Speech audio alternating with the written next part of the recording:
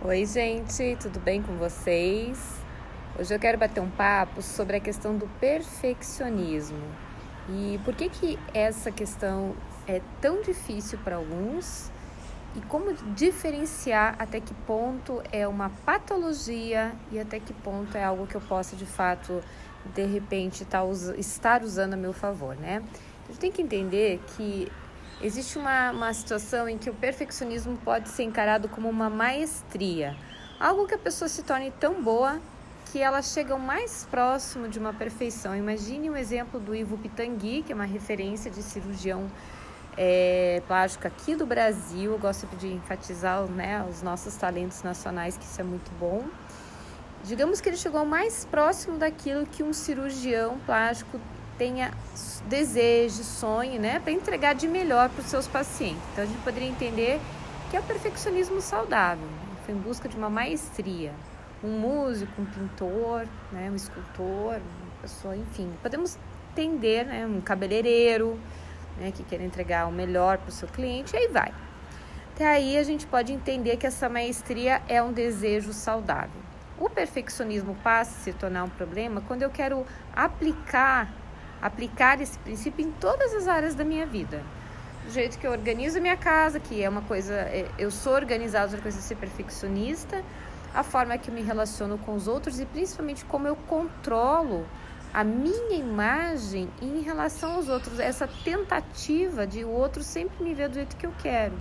E daí isso vai impactar de uma forma muito prejudicial, porque ela beira o patológico, né? Eu começo a ter um impacto negativo nas minhas relações, eu não relaxo. Então é muito comum na clínica você perceber pessoas muito ansiosas, com dificuldade para dormir, uma dificuldade às vezes até para estabelecer uma relação saudável com a própria alimentação, uma dificuldade na sexualidade, né? Porque às vezes as pessoas têm uma ideia assim, eu não sou perfeccionista, minha casa é uma bagunça. Mas nisso não quer dizer que você não possa ser perfeccionista numa outra área da sua vida. Imagine que você tenha muita dificuldade de expor as coisas que você sente, por exemplo, né? De se expor talvez publicamente, por medo de uma crítica. Por exemplo, a pessoa que vai falar em público, às vezes é tão voltada à imagem, meu Deus, o que vão pensar de mim, que ela paralisa. Então o perfeccionismo tem várias vertentes. Na sexualidade é muito comum as mulheres serem anorgásmicas ou os próprios homens terem muita dificuldade para, às vezes, ter a sua ereção mantida durante o ato sexual, porque ele está tão preocupado, ela está tão preocupada com a performance, não com a situação mesmo da troca afetiva naquele momento, da troca de prazer, que a pessoa joga para o corpo, somatiza a própria angústia dela. Então, essa estrutura toda pode começar a sabotar as nossas relações, cortar os nossos talentos pela metade, impactar nos nossos afetos, né?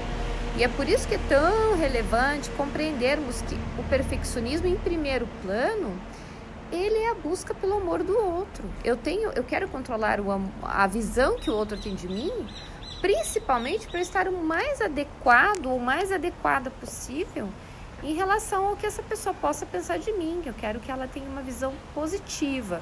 E aí que a gente busca, muitas vezes, no histórico do paciente, onde que isso começou, como que era esse espaço afetivo que ele tinha na sua família de base, como que essa pessoa era valorizada ou não, né? Então, às vezes, vive em busca de uma aprovação, de um afeto, de um amor, de uma maestria em todos os níveis. Então, por isso que é importante. O perfeccionista, ele também tende a ter muito mais desequilíbrios na parte emocionais que levam ele para transtornos de ansiedade, para depressão e, inclusive, para casos de suicídio. Então, por isso que eu trago o tema, eu vejo que ele é relevante, importante, merece uma reflexão. É muitas vezes dito como uma qualidade, eu sou uma pessoa extremamente perfeccionista, ou seja, traduza-se sofredor em muitos níveis, porque é como se nada fosse bom o suficiente em grande parte da vida da pessoa que sofre com o perfeccionismo patológico, né? É uma busca por algo que nunca cessa, é um rombo emocional, é uma tentativa de ser aquilo que ninguém consegue ser, perfeito. Então, esse quadro merece atenção na sua vida, merece atenção nas suas relações. Se você percebe que isso te prejudica ou prejudica alguém que você ama, vale muito a pena você, às vezes, levar um papo com a pessoa, conversar. Se for você, né, buscar ajuda, ou seja, alguém que você ama, buscar ajuda por essa pessoa, ajudá-la a entender que esse é um padrão que não beneficia a saúde mental dela. Espero ter contribuído de alguma forma para você refletir sobre o tema e ter muito cuidado consigo mesmo. Todos queremos ser amados, é um direito nosso, é um desejo legítimo. Nós só temos que perceber por quais caminhos que nós estamos buscando esse afeto. Se a gente não está buscando por um viés que exija da gente um desamor muito grande, de ter que desocupar um espaço que é nosso, que é de ser imperfeito, né? De poder ser amado pelo que a gente é e não por aquilo que a gente insiste que tem que ser. Tá bom? Uma boa reflexão para você.